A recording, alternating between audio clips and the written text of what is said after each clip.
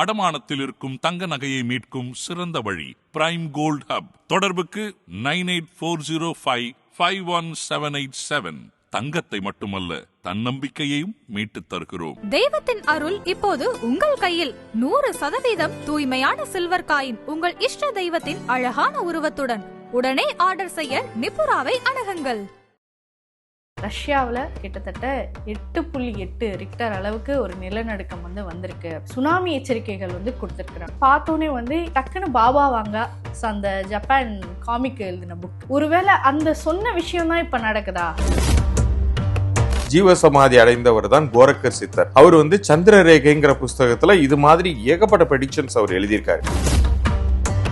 பாபா வாங்க என்ன சொல்லியிருக்காங்கன்னா 2025 இறுதிக்குள்ளார ஏலியன்ஸோட நம்ம பூமி தொடர்பு கொள்ளும். ஆனா அது சுமூகமாக இருக்காது, ஒரு மிஷன் அட்டாக்காக இருக்குங்கிற மாதிரி சொல்லியிருந்தாங்க. அடுத்தடுத்து பிரச்சனைகள் ஜப்பானுக்கு இருக்குன்னு தான் சொல்றாங்க. ஐன்ஸ்டீனே சொல்லியிருக்காரு, எனக்கு மற்றொரு பிறப்புன்னு ஒன்று இருந்தால் நான் இந்த கிரகங்களை ஆராய்ந்து அதன் மூலமாக மனிதர்களின் எதிர்காலத்தை கணிக்க முடியுமாங்கிறத தான் ஆராய்வன்னே சொல்லியிருக்காரு. ஒரு மிகப்பெரிய முக்கிய புள்ளி இறப்பார் அப்படின்னு சொல்றாங்க. பாதிக்கப்பட போறது நம்ம அமெரிக்க அதிபர் ட்ரம்ப் தான் அப்படின்னு சில உலக பேரழிவுகள், உலகம் எப்படி அழியும், மனிதர்களுக்கு என்ன விதமான நோய்கள், இது எல்லா விஷயங்களும் அக்கு வேற அணி வேற எழுதியிருக்காரு. ஓகே, இது கோரக்கரே கைப்பட. ஆமா, 2030 ஒரு பெரிய பேரழிவு இருக்கு வைரஸ்னால. இத சந்திரரேகையில கோரக்கர் எழுதியிருக்காரு. இதான் அதன் ஆன்மீகம் நேயர்களுக்கு வணக்கம். நான் உங்கள் விஜய் பிரியா. ஆன்மீகம் தொடர்பான சந்தேகங்களுக்கு நம்ம ஒவ்வொரு நாளும் தீர்வு கொடுத்துட்டு இருக்கோம். இந்த நிகழ்ச்சியில் நம்ம கூட யார் இணைஞ்சிருக்காங்க அப்படின்னு பார்த்தீங்கன்னா, எண்கணித நிபுணரான சதீஷ் ராவ் அவர்கள் தான் நம்ம கூட இருக்கிறாங்க. அவங்க கிட்ட நிறைய விஷயங்கள் கேட்டு தெரிஞ்சுக்கலாம். வணக்கம் சார். வணக்கம். எப்படி இருக்கீங்க சார்? ரொம்ப நல்லா இருக்கு சார். நம்ம தொடர்ந்து நிறைய விஷயங்கள் பேசிட்டு இருக்கிறோம். அந்த வகையில் இந்த நாள் இன்னைக்கு நம்ம பார்த்தோம் அப்படின்னு பார்த்தீங்கன்னா, உலக நாடுகளை உலுக்கியிருக்கக்கூடிய ஒரு முக்கியமான ஒரு செய்தி நமக்கு கிடைச்சிருக்கு. ரஷ்யாவில் கிட்டத்தட்ட 8.8 ரிக்டர் அளவுக்கு ஒரு நிலநடுக்கம் வந்திருக்கு. சுனாமி எச்சரிக்கைகள் கொடுத்துருக்குறாங்க. ஸோ ரஷ்யா மட்டும் இல்லாமல் கிட்டத்தட்ட அதை சுற்றி இருக்கக்கூடிய 10 நாடுகளுக்கு சுனாமி எச்சரிக்கை கொடுக்கப்பட்டிருக்கு. ஸோ எல்லாருமே டக்குன்னு நம்ம இந்த நியூஸ் பார்த்தோன்னே டக்குன்னு பாபா வாங்க அந்த ஜப்பான் காமிக் எழுதின புக்கு. ஸோ இதுதான் நமக்கு டக்குன்னு ஞாபகம். ஒருவேளை அந்த சொன்ன விஷயம் தான் இப்போ நடக்குதா? ஸோ ஜூலை 5 அப்படின்னு ப்ரெடிக்ட் பண்ணியிருந்தாங்க. ஸோ ஜூலை மாதம் இப்போ தான் முடிய போகுது. ஸோ அப்போ அவங்க சொன்னது கன்ஃபார்ம் தான், அப்போ அவங்க சொன்ன மாதிரி தான் இது நிகழ்ந்திருக்கு அப்படிங்கிற ஒரு விஷயம் எல்லாருக்குள்ளேயும் தோண ஆரம்பிச்சிச்சு. இது உண்மைதானா? ஆமாம், கண்டிப்பாக. ஏன்னா அவங்க இது முதல் விஷயம் கிடையாது. அவங்க சொன்னது நடந்தது. அவங்க கிட்டத்தட்ட 15 விஷயங்கள் அவங்க ப்ரெடிக்ட் பண்ணியிருந்தாங்க. ரியோ தட்சக்கி அப்படிங்கிற அந்த நபர் அவங்களுக்கு கனவுகளாக நிறைய விஷயங்கள் அவங்களுக்கு வர ஆரம்பிச்சிச்சு. 1976 அவங்களுக்கு வந்துகிட்டு இருக்கு இந்த கனவுகள். அவங்க ஆரம்பத்தில் அது பெருசாக எடுத்துக்கொள்ளலை. ஆனால் எதுக்கும் இருக்கட்டும்னு சொல்லிட்டு டைரியில் எழுதி வச்சாங்க. அதை டைரியில் எழுதி வச்சது மாதிரியே 1 by 1 நடந்திருக்கு. அவங்க ஒரு ஃபேமஸான ஒரு பாப் சிங்கருக்கு ஒரு வினோதமான நோய் தாக்கப்பட்டு இறப்பாரு அப்படிங்கிற மாதிரி எழுதி வச்சிருந்தாங்க. அது நிகழ்ந்துச்சு. அதுக்கப்புறம் தான் ஆஹா, இதில் ஏதோ ஒன்று இருக்கு, இதை உலகத்துக்கு நம்ம ஒரு பிக்டோரியலாக நம்ம ரெப்ரசன்ட் பண்ணி வச்சிருவோம், அது மக்கள் அது அலர்ட்னஸாக எடுத்துக்கிட்டோங்கிறதுக்காக தான் அவங்க அது மாதிரி ப்ரெடிக்ட் பண்ணாங்க. இன்னும் அவங்களுடைய ப்ரெடிக்ஷன் 4 ப்ரெடிக்ஷன் ப்ரூவ் ஆக வேண்டியது இருக்கு. ஆனால் இது வரைக்குமே எதுவுமே மிஸ் ஆகலை. இன்க்ளூடிங் 2011 ஜப்பானில் இதே மாதிரியான ஒரு சுனாமி, நிலநடுக்கத்தை அடுத்து சுனாமி. ஸோ இது அவங்க கனவில் வந்தது தீர்க்க தரிசனம் தான். இப்போ நிறைய பேர் நம்ம பகுத்தறிவு பேசுகிறோம், சயின்ஸை பேசுகிறோம். ஆனால் சயின்ஸை விஞ்சிய நிறைய விஷயங்கள் இந்த உலகத்தில் நடக்குது அப்படிங்கிறதுக்கு இது ஒரு ப்ரூஃப். நம்ம மக்களுமே அதை புரிந்து கொள்ளணும். இந்த வருஷத்தை பற்றி நம்ம சேனல்லையே நம்ம நிறைய தடவை பேசியிருந்தோம். அதில் இந்த வருஷத்தினுடைய தன்மையே டிஸ்ட்ரக்டிவ் ஃபோர்ஸ். அதாவது 2025ங்கிறது 9ஆம் எண் ஆதிக்கம். இது நெருப்பு பிளம்புகளால் அல்லது ஒரு டெக்டானிக் பிளேட்ஸ்ன்னு சொல்லக்கூடிய இருவேறு நிலப்பரப்புகள் ஒன்றோடு ஒன்று மோதுவதனால் வரக்கூடிய பிரச்சனைகள். அது எரிமலை குழம்பாகவும் இருக்கலாம், சுனாமி போன்ற நிலநடுக்கத்தினால் வரக்கூடிய சுனாமியாகவும் இருக்கலாம்ங்கிறத பற்றியெல்லாம் நம்ம முந்தைய பதிவுலையும் நம்ம சொல்லியிருந்தோம். ஆனா அதுல ஒரு விஷயம் நான் ரொம்ப தெளிவாகவே சொல்லியிருந்தேன். நம்மளுடைய தமிழ்நாடு மற்றும் இந்தியா வந்து பெரிதளவு காப்பாற்றப்படும், ம். நமக்கு எந்த பிரச்சனையும் வராது. இப்போ வந்த இந்த சுனாமியில கூட ஆமா. இந்தியாவுக்கு எந்த பெரும் பிரச்சனையும் ஆபத்து இல்ல. கிடையாது அப்படின்னு சொல்லி. நம்ம கடைசியா நம்ம போன ஒரு 3 வாரத்துக்கு முன்னாடி சொன்ன பதிவுலையும் சொல்லியிருந்தோம், இந்தியாவுக்கு ப்ராப்ளம் இருக்காது அப்படிங்கிறது தான் இருந்துச்சு. பட் இது எல்லாமே வந்து முன்கூட்டியே தீர்க்க தரிசனமாக உறுதி செய்யப்பட்ட ஒரு விஷயம். ஓகே. அதனாலதான் அவங்களால சொல்ல முடிஞ்சிச்சு. அது உண்மைதான். Okay sir. நம்ம ஏற்கனவே பார்க்கும்போது ஆல்ரெடி தீர்க்கதரிசியாக கருதப்பட்டவர் நாஸ்ட்ரோ தாமஸ். ஸோ அவர்களுடைய அடுத்த வழியில பாபா வாங்கா அப்படிங்கிறவங்க தீர்க்கதரிசியாக பார்க்கப்பட்டாங்க. இப்போ இந்த ஜப்பான்ல இருக்கக்கூடிய ரியோ டாட்சுகி ஒரு ப்ரிடிக்ஷன் ஆன விஷயங்கள் தான் சொல்லியிருக்கிறாங்க. அவங்க பார்த்தீங்கன்னா ஜூலை 5, ஸோ இந்த தேதிகளில் தான் ஜப்பானில் மிகப்பெரிய ஒரு நிலநடுக்கம் ஒரு சுனாமியை வரப்போகுது அப்படின்னு ப்ரிடிக்ட் பண்ணியிருந்தாங்க. எல்லாருமே எதிர்பார்த்து ஜூலை 5 தானே சொன்னாங்க, ஜூலை 30 ஆச்சே. ஸோ அப்போ இவங்க கணிப்புகளும் சில பொய்யா இருக்கு. ஏன்னா ஏற்கனவே சொன்ன விஷயங்கள் கூட சில விஷயங்கள் நடக்கலை. அப்போ இதுவும் ஒரு பொய், இது ஒரு வதந்தி. யதார்த்தமாக ஒரு நடந்த விஷயத்தையும் இவங்க ப்ரிடிக்ட் பண்ணதையும் நீங்கள் கனெக்ட் பண்ணாதீங்க அப்படின்னு சில பேர் சொல்கிறாங்க. இதை எப்படி பார்க்கலாம்? கண்டிப்பாக இதை நம்ம போட்டு ரொம்ப குழப்பிக்கொள்ளக்கூடாது. இப்போ அவங்க ஜூலை 2025 5ஆம் தேதின்னு சொன்னது 2030லயோ 2035லயோ நடந்தா நம்ம கேள்வி கேட்கலாம். நீ என்னம்மா 2025 சொன்ன இப்ப நடக்குதேம்மா, இது எப்படி நாங்க ஏத்துக்க முடியும் தீர்க்க தரிசனமா அப்படின்னு. இது அதிகபட்சமாக அவங்க சொன்னதுலேருந்து ஒரு 25 நாட்கள் டிஃபரன்ஸ் தான் இருக்கு. அவங்க சொன்ன அதே வருடம் அதே மாதத்தில் நிகழ்ந்திருக்கு. நம்ம அப்படிதான் அதை எடுத்துக்கணும். இன்னும் சொல்ல போனா இப்ப நான் சொல்லக்கூடிய விஷயங்கள் நேயர்களுக்கு எல்லாருக்குமே புதுசா இருக்கும், நிறைய பேர் சொல்லியிருக்கவும் மாட்டாங்க. இது மாதிரி இவங்க ப்ரெடிக்ஷன் கொடுத்ததுக்கு அப்புறம் நிறைய பேர் அந்த ஜூலை மாதத்தும் குறிப்பா டிராவல் பிளான்ஸ் எல்லாத்தையும் கேன்சல்லாம் பண்ணிக்கிட்டு இருந்தாங்க. இதற்கு முன்னாடியே அந்த நியூஸ் ரொம்ப வைட் ஸ்ப்ரெட்டா போயிட்டு இருந்ததுனால 2011 இவங்க சொன்னது நடந்திருக்கிறதுனால இதை நம்ம கேர்லெஸ்ஸா எடுத்துக்க வேண்டாம்னு சொல்லிட்டு சயின்டிஸ்ட் உண்மையிலேயே கடலுக்கு அடியில இருக்கக்கூடிய அந்த நிலத்தட்டுகளை ஆராய்ச்சி பண்ணாங்க. உள்ளபடியே ஜப்பான்ல இதற்கான மெரைன் சயின்ஸ் இன்ஜினியர்ஸ் ஆகட்டும் மற்றவங்க எல்லாருமே சேர்ந்து அவங்க ஆராய்ச்சி பண்ணி பார்த்துட்டு அவங்க கடைசியா கொடுத்த ரிப்போர்ட் என்ன தெரியுமா, நிலநடுக்கம் வருவதற்கான சாத்தியக்கூறுகளே இல்லை அப்படின்னு சொன்னது. இத இப்ப என்னன்னு சொல்லுவீங்க? அப்ப அவங்க சொன்னது மட்டும் நடந்துருச்சா? அவங்க அதாவது சயின்ஸின் பேர்ல எது சொன்னாலும் அது யாருமே கேள்வி கேட்க மாட்டாங்க. அவங்க நடக்கவே நடக்காதுன்னாங்க, இந்த நடந்துருச்சு, இதுக்கு சயின்ஸ் என்ன பதில் சொல்லும்? ஆனா இவங்க சொன்னது நடந்திருக்கு. ஒரு 25 நாள் தள்ளி போனதுக்கு எல்லாரும் கேள்வி கேட்பாங்க. அதுதான் நம்ம மக்களுடைய பார்வைங்கிறது. ஆனா ஒரு விஷயம் உறுதியாக சொல்றேன், நம்மளுடைய முன்னோர்கள் யாரும் ரொம்ப சாதாரண மனிதர்கள் கிடையாது. அவர்கள் இறைவனுடைய பரிபூர்ண அருளாசிகளை பெற்றவர்கள். இப்ப இருக்கிற டைவர்ஷன்ஸ் எல்லாம் அப்ப கிடையவே கிடையாது. மக்கள் ஃபுல் போக்கஸ்டாக நிறைய விஷயங்கள் அவங்க ப்ரெடிக்ட் பண்ணி வச்சிருக்காங்க. இதே நம்மளுடைய தமிழ்நாட்டுல வடக்கு பொய்கை நல்லூர் நாகப்பட்டினம் பக்கத்துல இருக்கக்கூடிய ஒரு இடத்துல ஜீவசமாதி அடைந்தவர் தான் கோரக்கர் சித்தர். அவர் சந்திரரேகைங்கிற புஸ்தகத்துல இது மாதிரி ஏகப்பட்ட ப்ரெடிக்ஷன்ஸ் அவர் எழுதியிருக்காரு. இப்ப இந்த ரியோ டாட்சுகி கூட அவங்க ஆரம்பத்துல இது நடக்க போகுது அப்படின்னு ஒரு ஜோதிடமாக அவங்க சொல்லல, அவங்களுக்கு தோன்றின கனவுகளை அவங்க எழுதி வச்சாங்க. இதேதான் பாபா வாங்கா அவர்களும் செய்தாங்க. பாபா வாங்கா பல்கேரியா நாட்டை சேர்ந்த அவங்களும் ஒரு லேடி. அவங்க இப்ப 2025 நடக்க போகுதுன்னு சொன்ன ஒரு விஷயத்த இன்னைக்கு சயின்ஸ் ஏத்துக்குது. இப்ப நான் பாபா வாங்கா சொன்னதே சொல்றேன், மினி பாபா வாங்கா சொன்னது நடந்துருச்சு.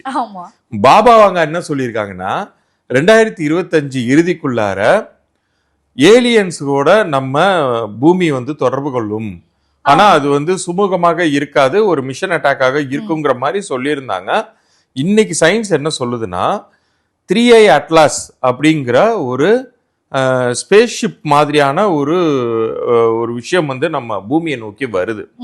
அதனுடைய சைஸ் எந்த அளவுக்கு இருக்கு அப்படின்னு சொல்லி கேட்டீங்கன்னா, கிட்டத்தட்ட நம்மளுடைய தமிழ்நாட்டுல சொல்லணும்னா கடலூர் மாவட்டம் இருக்குன்னு வைங்க, அந்த அளவுக்கு இருக்கான். கடலூர் மாவட்டம், ஆமா ஆமா, அந்த டிஸ்ட்ரிக்ட் அளவுக்கு இருக்கான். அதுவும் அது வரக்கூடிய ஸ்பீடு எந்த அளவுக்கு இருக்கான், 1,30,000 மைல்ஸ் பர் அவர். அந்த ஸ்பீட்ல அது பூமியை நோக்கி வந்துகிட்டு இருக்கு. இது நவம்பர் மாசம் வருங்கிறாங்க சயின்டிஸ்ட். இதை ஆரம்பத்துல ஒரு விண்கல்லாக இருக்கலாம், இதற்கு முன்னாடி நிறைய வந்திருக்கு அந்த மாதிரி.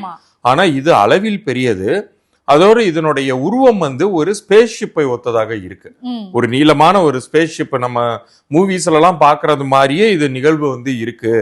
இது வந்து நிச்சயம் வந்து ஒரு ஏலியன் மாதிரி. ஏன்னா அதனுடைய ஸ்பீடு மற்ற விஷயங்கள் எல்லாம் வச்சு ஆராய்ச்சி பார்க்கும்போது ஒரு கட்டுப்படுத்தப்பட்ட ஸ்பீடு மாதிரி தெரியுது. இது ஒரு கன்சிஸ்டண்டா வரல. அது வந்து அதனுடைய வரக்கூடிய வேகம், வரக்கூடிய விதம் எல்லாத்தையும் வச்சு பார்க்கும்போது இது ஏலியனாக இருக்கலாம்னு இன்னைக்கு சயின்ஸ் சொல்லுது. ஆனா இத பாபா வாங்க அப்பவே கணிச்சிட்டாங்க.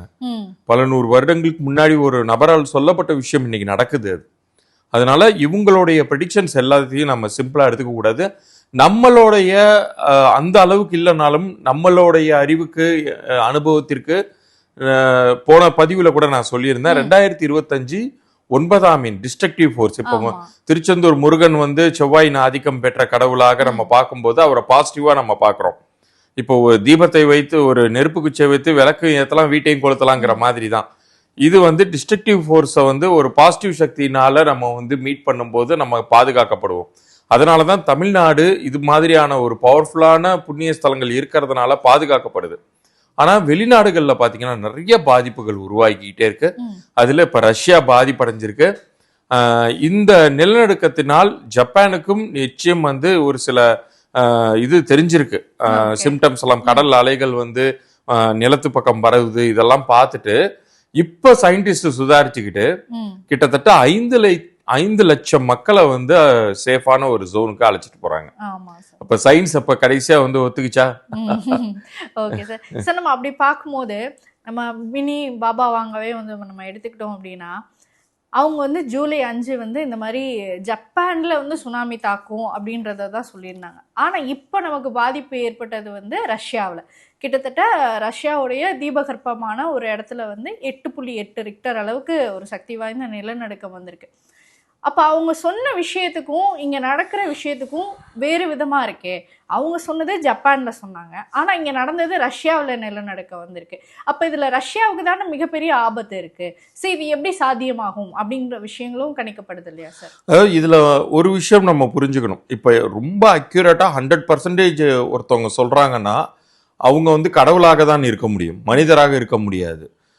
கடவுளாக அவங்க வந்து இல்லை, அவங்க சாதாரண மனிதனாக தான் இருக்காங்க. அப்படிங்கும்போது ஒரு சில விஷயங்கள் சின்னதாக மாறுபாடுக்கு உட்பட்டதாக தான் இருக்கும். நம்ம வந்து ஒரு வருஷத்துக்கு 365 நாள்னு நம்ம சொல்றோம்.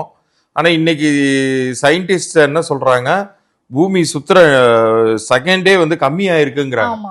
பாயிண்ட் ஸ்லோவா ஒரு 0.5 செகண்ட்ஸ் அந்த மில்லி செகண்ட்ல வந்து அளவு மாறுதுங்கிறாங்க. அப்ப இதனுடைய இம்பாக்ட், நிலப்பரப்புகளுடைய வந்து தன்மை மாறுவது, இது எல்லாம் சேர்ந்தது தான் இது ஃபைனல் இம்பாக்டாக வருது. ஆனா இது அவங்க சொன்ன விஷயம் வந்து ஜப்பான்ல இது நடக்கும்னு சொன்னா அந்த பசிபிக் ஓஷன் டச் பண்ணக்கூடிய முக்கியமான ஒரு பகுதியாக அவங்க சொல்லியிருக்காங்க. பட் அது பசிபிக் ஓஷன்ங்கிறது ரஷ்யா கடற்கரை பகுதி, ஈவன் நார்த் கலிபோர்னியா வரைக்குமே எல்லா இடங்களுக்குமே இன்னைக்கு அலர்ட் கொடுத்திருக்காங்க. அப்ப நார்த் கலிபோர்னியாவை சொல்லலையா அப்படின்லாம் நம்ம கேட்கக்கூடாது. பட் அந்த பசிபிக் ரீஜியன்ல அது உருவாயிருக்கா அப்படின்னு கேட்டா ஆமா உருவாயிருக்கு. அதுல மிகப்பெரிய அளவுக்கு நிலப்பரப்பாக ஒரே நாடாக இருப்பது எது? ஜப்பான். அப்ப அதை தான் உங்களால சொல்ல முடியும். அப்ப அதை வந்து நம்ம வந்து அலர்ட்டா தான் எடுத்துக்கணும். ஆனா இன்னைக்கு வந்து அடுத்தடுத்து வந்து பிரச்சனைகள் ஜப்பானுக்கு இருக்குன்னு தான் சொல்றாங்க. இத வந்து கிட்டத்தட்ட வந்து 56,000 பேரே அங்கே இறக்கக்கூடிய அளவுக்கு இருக்குன்னு தான் மினி பாபா வாங்கவான இந்த ரியோ தாட்சுகி சொல்லியிருக்காங்க. அது வந்து பாய்லிங் ஓஷன் அப்படின்னே சொல்லியிருந்தாங்க. அதாவது ஒரு கடல் பரப்பு இப்ப தண்ணியை கொதிக்க வச்சா என்ன ஆகும், கொதிச்சு அப்படியே மேல வரும் இல்லையா, அது மாதிரி பபுள் மாதிரி மேல வந்து தண்ணியால் அந்த சமுத்திரத்தினால் அழிவுங்கிறத தான் அவங்க பிக்டோரியலா வரைஞ்சது. அந்த கடற்பரப்புங்கிறத வந்து ஜப்பான் மட்டும் கவர் பண்ணல, அதை நம்ம புரிஞ்சுக்கணும். அப்ப அந்த ஒரு நிலப்பரப்பை மட்டும் நம்ம வச்சு அவங்கள குறை சொல்வதில் அர்த்தம் கிடையாது. அது பாதிச்சிருக்குன்னா அந்த பசிபிக் ரீஜியன் ஃபுல்லாவே தான் பாதிச்சிருக்கு. அதனாலதான் இன்னைக்கு அமெரிக்கா கூட ஜனாதிபதி ட்ரம்ப் வந்து அவங்க வந்து மக்களுக்கு அறிவுறுத்துறாரு, எல்லாருமே சேஃபா இருங்கன்னு தன்னுடைய மக்களுக்கும் அவர் சொல்றாரு. ஜப்பான் நாட்டு மக்கள் மட்டும் கிடையாது, ரஷ்யா நாட்டு மக்கள் மட்டும் கிடையாது, நார்த் கலிபோர்னியா பகுதியிலையும் இந்த சுனாமி வருவதற்கான பாசிபிலிட்டி இருக்கு. Okay sir. சார் நம்ம அப்படி பார்க்கும்போது ஸோ அவங்க சொன்னது ஜூலை 5ஆம் தேதி வந்து சுனாமி வந்து தாக்கும், ஒரு மிகப்பெரிய நிலநடுக்கம் வந்து ஏற்படும் அப்படின்னு சொல்லியிருந்தாங்க. இப்போ இன்னைக்கு பார்த்தோம் அப்படின்னா ஜூலை 30. ஸோ இந்த தேதிக்கும் இந்த சுனாமிக்கும், அதாவது இப்போ நிலநடுக்கத்துக்கும் ஏதாவது தொடர்பு இருக்கா? கிரகங்கள் அடிப்படையில் இந்த நாளுக்கும் அதுக்கும் சம்பந்தம் இருக்கு? நிறையவே இருக்கு. ஏன்னா இது உருவானது நம்மளுடைய தேதிக்கே நம்ம இன்னைக்கு வந்து 30 அப்படின்னு நம்ம சொல்லிக்கிட்டாலுமே கூட இதனுடைய ஒரு நாளைக்கு முன்னாடியே இந்த நில அதிர்வுகள்லாம் வந்து அந்த இடத்துல வந்து நடக்க ஆரம்பிச்சிருச்சு. இது வந்து 1 by 1 நடந்திருக்கு. கடந்த 20ஆம் தேதியிலேருந்தே கொஞ்சம் கொஞ்சமா இந்த ரிக்டர் அளவு வந்து அதிகமாயிட்டே வந்திருக்கு. இன்னைக்கு இப்ப அடுத்தடுத்து நியூஸ்ல நீங்க பார்க்கும்போது அதெல்லாம் சொல்லுவாங்க, கவனிச்சு பாத்தீங்கன்னா தெரியும். இது ஒரு சங்கிலி தொடர் மாதிரி நிகழ்ந்துகிட்டே வந்திருக்கு. அதுல நம்ம எடுத்துக்கொள்ள வேண்டியது பாத்தீங்கன்னா இது 29 தான் இந்த இம்பாக்ட் வந்து பெருசா வந்திருக்கு. அதனுடைய சைடு எஃபெக்டோ அல்லது அவுட்கமையோ தான் நம்ம 30ஆம் தேதி பாக்குறோம். பட் இந்த ஃபோர்ஸ், இந்த டிஸ்ட்ரக்டிவ் ஃபோர்ஸ் ஹிட் ஆனது வந்து 29 தான். 29 அந்த கடலுக்கு அடியில வந்து இந்த பூகம்பத்திற்கான அந்த நிலத்தட்டுகள் மோதுவதுங்கிறது நிகழ்ந்துருச்சு. அதனுடைய ஆஃப்டர் எஃபெக்ட பார்த்தது 30ன்னு வேணா நம்ம சொல்லிக்கலாமே ஒழிய, அந்த 29னுடைய தன்மை பாத்தீங்கன்னா 9ஆம் எண் தான். அதனுடைய செவ்வாயின் ஆதிக்கத்துல வரக்கூடிய அந்த நாள் தான். இந்த வருஷமே வந்து டிஸ்ட்ரக்டிவ் ஃபோர்ஸை குறிப்பாக நில மோதல்கள், ஒரு நிலம் பகுதியை மற்ற நிலத்தோட மோதுவது, எரிமலை வெடிப்பது. இப்ப சமீபத்துல கூட ஒரு எரிமலை வந்து கக்கி அது வந்து மக்கள் வந்து எல்லாரையும் அலர்ட் பண்ணாங்க. அது மாதிரியான சம்பவங்கள்னால டிசாஸ்டர் நிகழ்வது. ஸோ இது வந்து 9ஆம் எண் ஆதிக்கத்துல அந்த 29th இது நிகழ்ந்துருச்சு. ஓகே, இப்போ பொதுவாக நம்ம பார்க்கும்போது இது வந்து ரஷ்யாவில் ஒரு மிகப்பெரிய தாக்கத்தை வந்து ஏற்படுத்திருக்கு. நம்ம ஏற்கனவே பார்த்தோம், ஜப்பானில் கிட்டத்தட்ட 100 முறைக்கு மேலே வந்து நிலநடுக்கம் வந்து ஏற்பட்டது. ஸோ ஆனால் பெருசாக வந்து சுனாமிக்கு எச்சரிக்கையெல்லாம் விட்டாங்க, ஆனால் பெரிய எந்த பாதிப்பும் வந்து ஏற்படலை. ஆனால் இப்போ இது வந்து 8.8 வந்து ரிக்டர் அளவுக்கு வந்திருக்கு. சுனாமி எச்சரிக்கை வந்து கொடுத்துருக்காங்க. அதுவும் இல்லாமல் கடலோரத்தில் இருக்கக்கூடிய மக்களுக்கு எல்லாத்துக்குமே சுனாமி எச்சரிக்கை கொடுத்து அங்கே இருக்கிறவங்க எல்லாத்தையுமே வெளியேற்றிட்டாங்க அப்படின்னு நம்ம பார்க்குறோம். அது மட்டும் இல்லாமல் கிட்டத்தட்ட 3 மீட்டர் அளவுக்கு வந்து அலைகள் வந்து வருது, ரொம்ப ஃபோர்ஸாக வந்து வந்துட்டு இருக்கு அப்படின்னு சொல்றாங்க. இப்போ இது எல்லாத்தையும் நம்ம சேர்த்து பார்க்கும்போது இந்த கிரகங்களோட அடிப்படையில் ரஷ்யாவுக்கும் இந்த பாதிப்பு இருக்குதா? கண்டிப்பாக. ஏன்னா நம்ம பூமிங்கிறது வந்து நம்ம தமிழ்நாடோ இந்தியா மட்டும் கிடையாது. நம்ம இந்திய தேசத்துல இந்த ஜோதிட சாஸ்திரம், வானியல் ஆராய்ச்சி, இது எல்லாமே நம்ம முன்னோர்கள் பண்ணாங்க. அதை வந்து பலன்களாக எழுதி வச்சாங்க. பட் இது நமக்கு மட்டுமானதான் கிடையாது, நமக்கு மட்டுமானது கிடையாது. இதே பூமியில வந்து நம்ம இருந்தோம், பார்த்தாங்க. ஆனா அது நிகழ்வுகள் வந்து ஒட்டுமொத்த உலகத்தை சேர்ந்த எல்லாருக்குமே தான், எல்லா நாடுகளுக்குமே தான் பொது அந்த கிரகங்கள்ங்கிறது. இப்ப கரெக்டா பாத்தீங்கன்னா ஏற்கனவே சனி வந்து வக்ரம் ஆயிடுச்சு. சனி வக்ரம் நடந்து அது ஒரு மாறுபாடான பலன்களை கொடுத்துக்கிட்டு இருக்கு. ஒரே ஒரு நல்ல விஷயம், குருவுடைய பார்வை பலம் இதெல்லாம் சேர்ந்து ஓரளவு காப்பாத்திக்கிட்டு இருக்கு அப்படின்னு சொல்லலாம். இப்ப செவ்வாயுமே வக்ரம் ஆகுது. செவ்வாய் வக்ரம் அடையும் பொழுதும் மாறுபாடான பலன்களை தரும். எல்லாமே அந்த ரிவர்ஸ் டைரக்ஷன் எடுக்கும் போது அதனுடைய இம்பாக்ட் வந்து ரொம்ப பயங்கரமா தான் இருக்கும். இந்த நிகழ்வே கூட நீங்க எடுத்துக்கோங்களேன். இப்ப இதே மாதிரியான ஒரு எர்த்குவேக்கு, சுனாமி எப்ப ரஷ்யாவை தாக்குனுச்சுன்னு பாத்தீங்கன்னா 1952 தாக்கியிருக்காது. அதனுடைய கூட்டு எண்ணே 8 தான். 1952 சேம் பகுதி. இப்ப எந்த பகுதியை தாக்கியிருக்கோ அதே பகுதியை 1952 தாக்கியிருக்கு. 1+9+5+2 போட்டீங்கன்னா 8 தான். சோ அந்த டிஸ்ட்ரக்டிவ் ஃபோர்ஸுக்கான கிரகங்களுடைய சம்பந்தங்கள் ஏற்படும் பொழுது, இப்ப சனி வக்ர நிலைங்கிற அது 8, செவ்வாய் வக்ர நிலைங்கிற அது 9. சோ இந்த கிரகங்கள் வந்து வக்ரம் அடைந்து ஒரு சில இம்பாக்ட்ஸை உருவாக்குதுங்கும் போது அது ஒட்டுமொத்த உலகத்துக்குமான அலர்ட் தான். அது ரஷ்யாவும் அடங்கும். ஓகே சார், பொதுவாக நம்ம ஒரு விஷயம் பண்ணணும் அப்படின்னா அந்த நாளுக்கு அப்புறம் நிறைய விஷயங்களை வந்து எதிர்பார்ப்போம். ஸோ அப்படி நம்ம பார்க்கும்போது ஏற்கனவே ஒரு மிகப்பெரிய ரிக்டர் அளவில் தான் நம்ம சுனாமி சந்திச்சோம். கிட்டத்தட்ட ஒரு 10 ரிக்டர் அளவுக்கு வந்து வந்ததுனால தான் நமக்கு வந்து சுனாமி அப்படிங்கிற ஒரு விஷயமே வந்து ஸ்டார்ட் ஆச்சு. ஸோ இப்போ இது வந்து ஒரு 8.8 ரிக்டர் அளவுக்கு வந்து வந்திருக்கு அப்படின்னா இதை வந்து சுனாமியா நம்ம கன்சிடர் பண்ணணுமா? உண்மையாவே அந்த மாதிரியான வந்து வருமா? ஏன்னா இது வந்து 2, 3 அப்படிங்கிற அளவுக்கு தான் வந்து இது வந்து மைல்டான ஒரு ரிக்டர் அளவுகோலாக எடுத்துக்குவாங்க. எப்ப அலர்ட் கொடுப்பாங்கன்னா 5 ரிக்டர் அளவு 5 வந்தாலே அங்க வந்து சைரன் ஒலிக்க ஆரம்பிச்சிடும். 5க்கே வந்து சைரன் ஒலிக்க ஆரம்பிச்சிரும்னா இப்போ வந்திருக்கிறது 8.8. இந்த 1952 ஹிட் ஆனிச்சுன்னு சொன்னேன் இல்லையா, அது வந்து பாத்தீங்கன்னா 9 ரிக்டர் அளவுகோல்ல வந்து 9 ரிக்டர் அளவுகோல் இருந்துச்சு. பெரிய ஒரு டிஸ்ட்ரக்டிவ் ஃபோர்ஸாக இருந்துச்சு. அதே மாதிரி தான் இப்பயுமே நடந்திருக்கு. இப்ப இதுல சம்பந்தப்படக்கூடிய எண்களுமே பாருங்க, செவ்வாய்க்கான 9ஆம் எண் சம்பந்தப்படுது. அந்த 1952 ஹிட் ஆனது ரிக்டர் அளவுகோல் 9ன்னு சொன்னேன். இப்ப பாத்தீங்கன்னா 8.8. ஒன்ஸ் அகைன் அந்த சனியோடைய ஆதிக்கம் தான். இதுல இருந்து ஒரு விஷயம் நாம புரிஞ்சுக்கலாம். அதாவது எல்லாமே வந்து நம்ம சயின்ஸாவோ பாக்குறது வந்து தவறு ஒன்றும் கிடையாது. பட் அந்த சயின்ஸுக்கு இன்னொரு பக்கமும் இருக்கு. அதை நம்ம ஆராய்ச்சி பண்ணணுங்கிறத இப்ப நான் சொல்லல, ஐன்ஸ்டீனே சொல்லியிருக்காரு. எனக்கு மற்றொரு பிறப்புன்னு ஒன்று இருந்தால் நான் வந்து இந்த கிரகங்களை ஆராய்ந்து அதன் மூலமாக மனிதர்களின் எதிர்காலத்தை கணிக்க முடியுமாங்கிறத தான் ஆராய்வன்னே சொல்லியிருக்காரு. சென்ற நூற்றாண்டின் தலை சிறந்த விஞ்ஞானியாக அறியப்பட்ட ஐன்ஸ்டீன் அவர்கள் சொல்றாரு அதை. இதே தான் ஸ்டீஃபன் ஹாக்கின்ஸும் சொல்றாங்க. ஸோ இந்த பூமிக்கு ஏற்படக்கூடிய இந்த சுனாமி விஷயங்கள், அது அளவு, இது எல்லாமே வந்து ஒரு பக்கம் இருக்கட்டும். ஆனா இது நடக்குமா நடக்காதா அப்படின்னு கேட்டா கண்டிப்பாக நடக்கும் அப்படின்னு சொல்லிட்டு ஒரு சில பேர் சொல்றாங்க இல்லையா, கணிச்சு சொல்றாங்க இல்லையா, அவர்களுடைய கணிப்புகளை தயவு செய்து அசட்டை பண்ணாதீங்க. இப்ப நம்ம ஒரு சில விஷயங்கள் ஏற்கனவே ப்ரெடிக்ட் பண்றோம். ஆனா அது ப்ரெடிக்ட் பண்ணும்போது யாரும் நம்ப மாட்டேங்கிறாங்க, கிண்டல் அடிச்சுட்டு போயிடுறாங்க. இப்ப இந்த விஷயத்திலேயே சயின்டிஸ்ட் வந்து 7 ரிக்டர் அளவுகோலுக்கெல்லாம் வந்து இங்க ஒன்றும் வரப்போறது இல்லை அப்படிங்கிறதே சொல்லிட்டு இருந்தாங்க. ஆனா வந்தது 8.8 ரிக்டர்ல நிலநடுக்கம் வந்திருக்கு. அது மாதிரி வரவே வராதுன்னே அவங்க முடிவே பண்ணிட்டாங்க சயின்டிஸ்ட், ஜப்பான்ல சொல்றேன். பட் இன்னைக்கு அது மெய்யாயிடுச்சு. ஸோ இந்த இடத்துல நம்ம மக்கள் புரிந்து கொள்ள வேண்டிய ஒரு விஷயம், ஆன்மீகம் என்பது அறிவியலையும் உள்ளடக்கியது தான். அறிவியல் சார்ந்த விஷயங்கள், நிகழ்வுகள் அப்படிங்கிறது வந்து நம்ம லாஜிக்கல் மைண்டோட நம்ம அனலைஸ் பண்றோம். பட் ஆன்மீக ரீதியான விஷயங்கள்ங்கிறது above than the logical things. சில விஷயங்கள் வந்து நம்மளால வந்து ப்ரெடிக்ஷனா மட்டும்தான் சொல்ல முடியும், உள்ளுணர்வாக மட்டும்தான் சொல்ல முடியும். இன்னைக்கு அவர்கள் சொன்ன விஷயங்கள் எல்லாமே ஒன் பை ஒன்னா நடந்துகிட்டு இருக்கு. பாபா வாங்கா சொன்ன விஷயம் இன்னைக்கு ஆமா ஒரு ஏலியன் ஷிப் வர மாதிரி இருக்கு அப்படின்னு சயின்டிஸ்ட் சொல்றாங்க.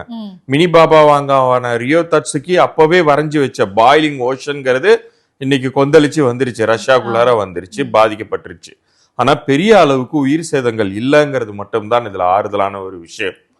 அதுலயும் இப்ப ஜப்பானை வந்து கொஞ்சம் சேஃப்கார்ட் பண்ணிக்கிட்டு இருக்காங்க. Okay sir. சார் இறுதியாக இப்ப யூடியூப்ல ஒரு வலமுறை ஒரு விஷயம் என்ன அப்படின்னு பாத்தீங்கன்னா, பாபா வாங்க வந்து 2025 ஒரு மிகப்பெரிய முக்கிய புள்ளி வந்து இறப்பார் அப்படின்னு சொல்றாங்க. ஸோ அதுல வந்து முக்கிய பங்கா வந்து அதுல பாதிக்கப்பட போறது வந்து நம்ம அமெரிக்க அதிபர் வந்து ட்ரம்ப் தான் அப்படின்னு சில விஷயங்கள் ரூமரா போயிட்டு இருக்கு. இது ரூமரா இல்ல உண்மையா? அது அவங்களுடைய ப்ரெடிக்ஷன் எல்லாமே வந்து மேக்சிமம் பழிச்சுக்கிட்டு வருது. பாபா வாங்க அவர்களுடைய ப்ரெடிக்ஷன்ஸ் எல்லாமே பழிச்சுட்டு வருது. இதுல வந்து நம்ம ஒன்ஸ் அகெயின் நம்ம சொல்றது வந்து அவங்க ப்ரெடிக்ஷன் வந்து ஒட்டுமொத்த உலகத்திற்குமானது. இது அமெரிக்காவுக்கு மட்டும் ரஷ்யாவுக்கு மட்டும்னு எடுத்துக்கொள்ள முடியாது. இன்க்ளூடிங் நம்ம இந்தியா, இன்க்ளூடிங் நம்ம தமிழ்நாடு. தமிழ்நாட்டு தலைவர், மிக முக்கிய தலைவருடைய உயிருக்கு கூட அச்சுறுத்தல் இருக்கு. எந்த நேரத்துல எது வேணாலும் நடக்கலாம். நம்ம பேர் குறிப்பிட வேண்டாம், பட் ஆனா அச்சுறுத்தல் இருக்கு. அதே மாதிரி நம்ம இந்தியாவுக்குமே பொருந்தும். பட் இந்திய அளவுல அதை நம்ம வந்து ரொம்ப எம்பசைஸ் பண்ற மாதிரி யாரும் கிடையாது. நிச்சயம் மோடி அவர்கள் கிடையாது. பட் தமிழ்நாடு அளவுல ஒரு இம்பாக்ட் வரதுக்கு வாய்ப்பு இருக்கு. இன்டர்நேஷனல் லெவல்ல பாத்தீங்கன்னா அது வந்து பை டிஃபால்ட் அவர் வந்து ரொம்ப வயதானவர் ட்ரம்ப் அவர்கள். பட் ஆனா அந்த அளவுக்கு நோய்வாயெல்லாம் படல அவர். அதையும் நம்ம புரிஞ்சுக்கணும்.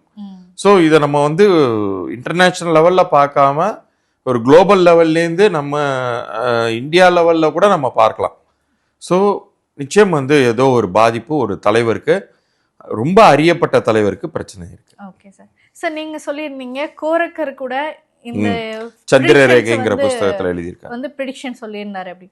இப்போ நம்ம எல்லாமே எக்ஸாம்பிள் நம்ம பார்க்குறோம் அப்படின்னு இந்த ப்ரிடிக்ஷன் தீர்க்கதரிசிகள் நம்ம நீங்கள் எடுத்துக்கிட்டோம்னா, நாஸ்ட்ரோதாமஸ், பாபா வாங்க, இப்போ ஜப்பான் சேர்ந்த ரியோ டாக்சுகி, இவங்கள தான் நம்ம சொல்கிறோமே தவிர நம்ம இந்தியாவில் நம்ம தமிழ்நாட்டில் இத்தனை பேர் இத்தனை சித்தர்கள் வந்து கணித்த புத்தகங்கள் எதுவுமே ஓப்பன் ஸ்டேட்மெண்ட்டாக வெளியில் வரலையே சார். இதுக்கு என்ன காரணம்?